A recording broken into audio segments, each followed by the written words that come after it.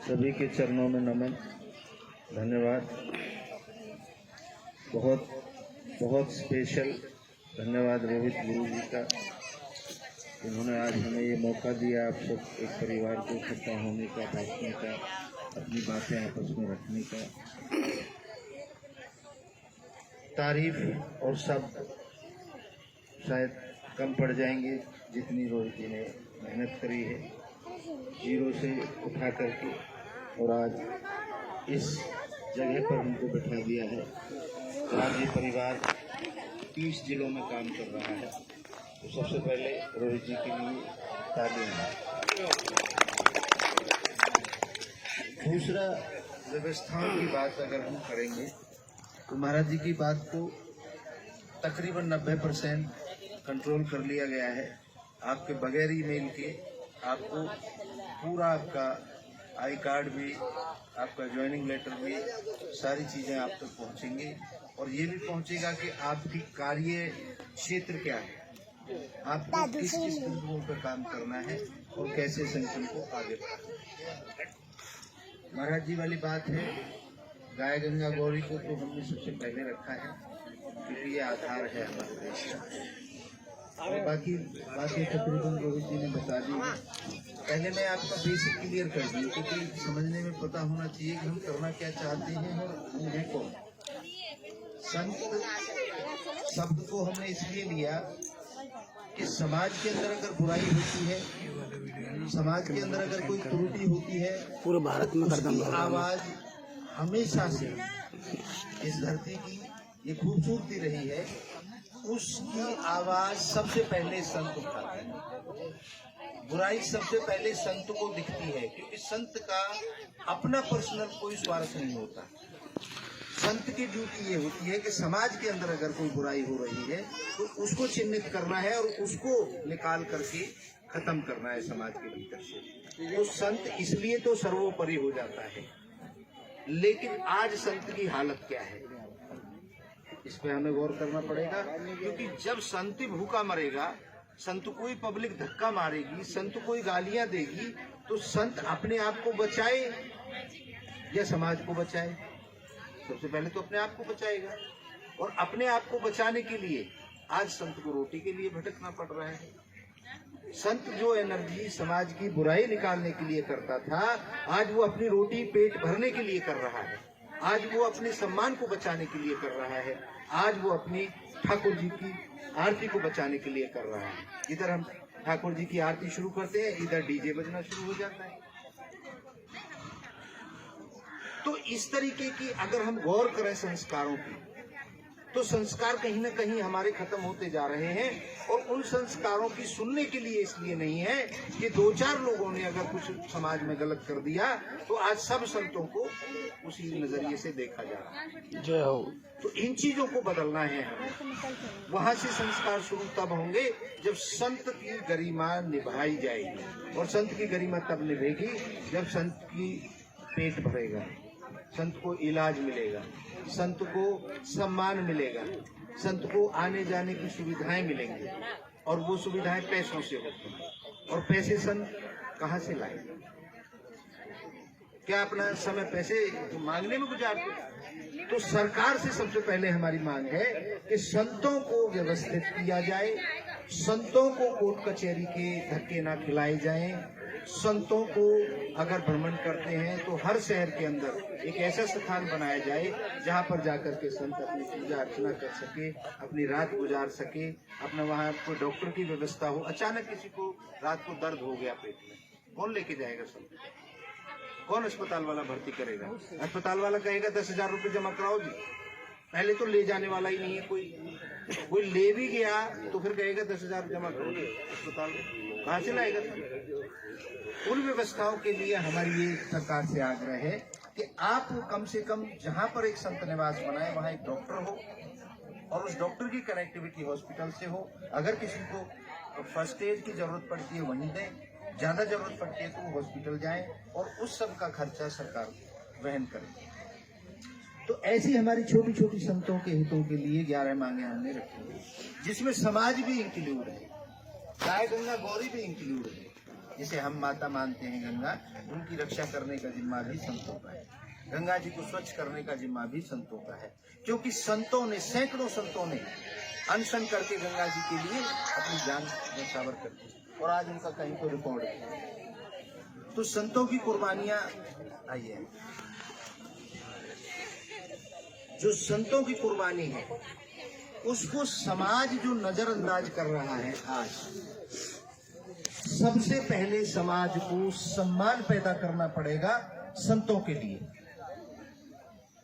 संत अगर जीवित है तो हमारी धरा बचेगी, हमारे संस्कार बचेंगे, और अगर संत यहाँ से धीरे धीरे करके एक एक करके जेलों में ठूस दिए जाएंगे। क्यों? आज मुझे जगह पसंद आ गई साध्वी जी की, मेरी नजर उस पर आ गई, भाई रोड के ऊपर है, यहाँ तो फ्लैट बन जाएंगे, और साध्वी जी को कैसे गोल किया जाए, कैसे फंसाया जाए केसों में। तो प्रशासन और सरकार मिलकर के इनको फंसाने का काम करेंगी और इनको एलिगेशन लगा के जेल में डाल देंगे। तो सबसे बड़ी मांग हमारी ये है, हमारे स्थानों को बचाने के लिए अगर कोई इनके ऊपर FIR करता है, कोई केस करता है, तो सबसे पहले उस रिपोर्ट करने वाले की जांच होनी चाहिए, उसकी छवि की जांच होनी चाहिए, उसकी मानसिकता की जांच होनी चाहिए। क्यों? वो निकल के आ जाएगी। साध्वी जी 20 दिन जेल में रह के आ जाएं वापस और बिल्कुल क्लीन होके आ जाएं, लेकिन समाज में एक बार जिसकी गरिमा गिर गई, संत के पास फिर बचता क्या? तो इन चीजों के लिए हमारे पास छोटी छोटी 11 मांगे हैं, वो समाज के द्वारा ही उठाई गई मांगे हैं। ऐसा नहीं है कि इसमें कई जगह मेरे को कहा गया है, समाज के लोग कहते हैं अजी आप तो हर शब्द में संत संत संत संत। अरे संत हमारी संस्कृति है, संत हमारी धरोहर है। संत नहीं रहेगा तो देश नहीं रहेगा। ये ऋषि और कृषि की भूमि है, सारे देवी देवता इस धरती पर उतरे हैं। बताओ किसी देश में कोई पैदा हुआ हो तो भगवान? सारे यहीं तो पैदा हुए। तो इनको जरूर बचाना है हमें। सबसे पहले समाज अपने आप बच जाएगा, इनकी ड्यूटी हो जाएगी समाज के अंदर फैली त्रुटि और बुराइयों को खत्म करने की। तो सबसे पहले तो ये है कि संत जो शब्द है वो गरिमाई, वो सबसे उच्च कोटि का शब्द है। संतों की आराधना करें, प्रार्थना करें, मार्गदर्शन लें संतों का, तो समाज के लिए तो यहीं से सुधार शुरू हो जाएगा। अब दूसरी बात आती है हमारी व्यवस्थाओं की, हमारे मिशन की।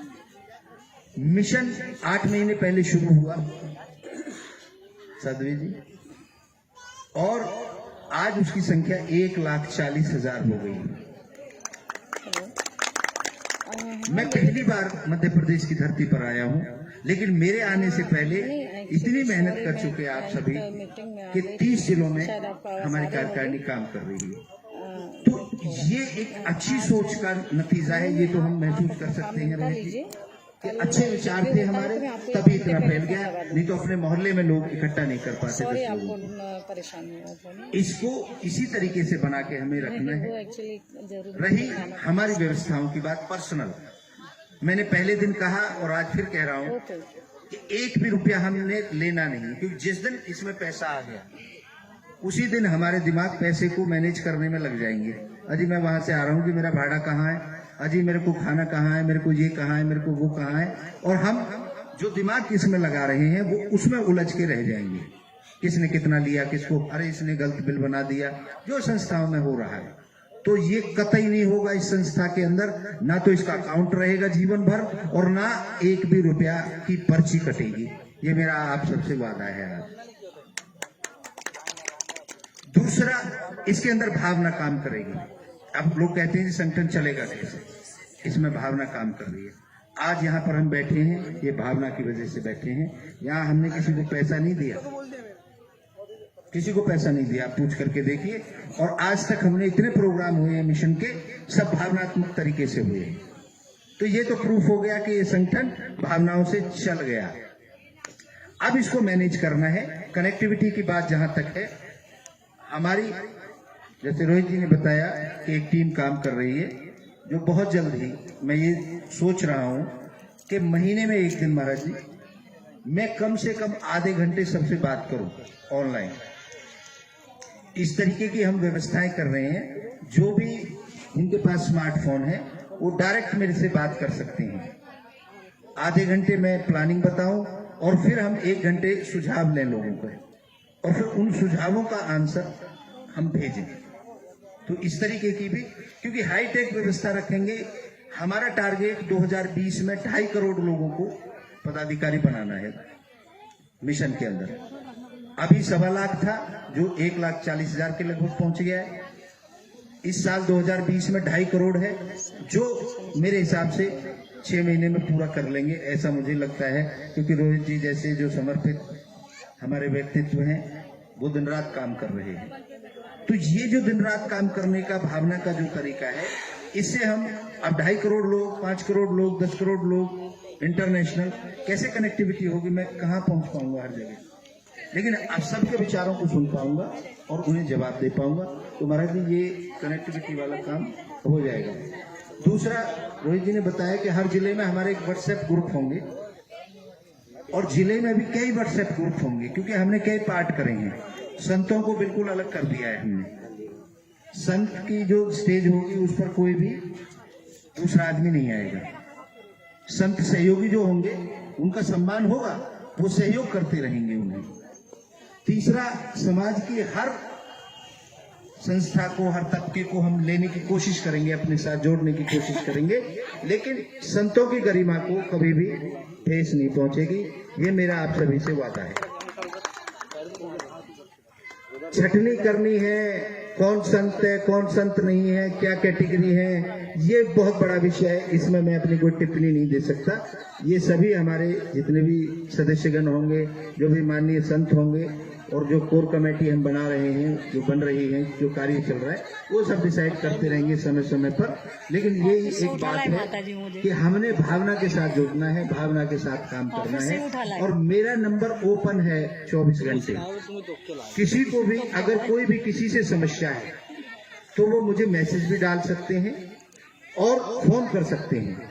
ऐसा हो सकता है मैं कभी बिजी हूं, नहीं उठा पाऊं, लेकिन ये मेरा वादा है कि मैं कॉल बैक जरूर करूंगा, आपके कांटेक्ट में रहूंगा। तो कोई भी व्यक्ति ये ना समझे कि जी पद फलाने का बड़ा है तो वो ऐसा है। इसमें सिर्फ यही एक बात है कि हम आखिरी व्यक्ति, जो आखिरी हमारा सदस्य है मिशन का, उनसे हम कनेक्ट हों और उनकी भावनाओं को समझें और भावनाओं को समझ करके कार्य करें। रही कार्यशैली की बात, सरकार से मांग है हमारी, पर्सनल किसी से मांग नहीं है कि आप दे दो जी रोटी, आप दे दो जी, आप आज ऐसा कर दो। कितने दिन कराएंगे हम आपसे?